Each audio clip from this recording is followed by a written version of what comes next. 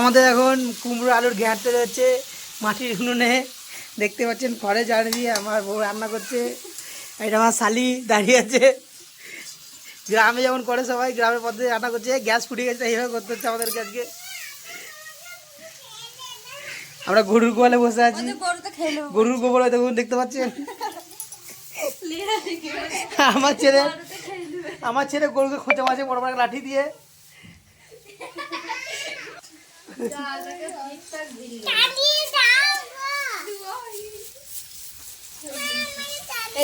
এখনই জাল বন্ধ হয়ে গেছিল।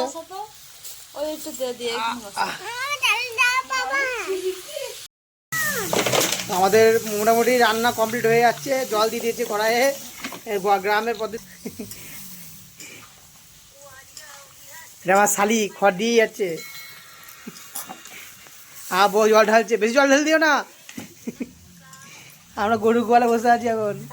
মুরগি চড়ছে গরু গোয়ালে গোবরের কাছে।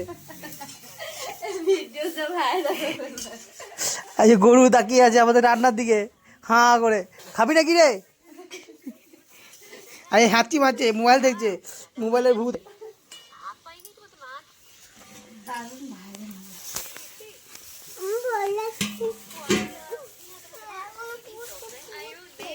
তো বন্ধুরা, অনেকক্ষণ ঢাকা দেওয়া হয়েছে তরকারিটা।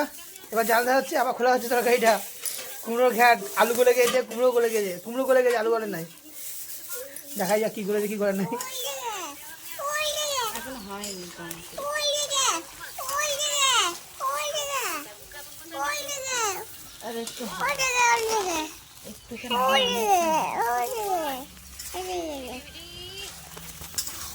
দেখতেই পাচ্ছেন।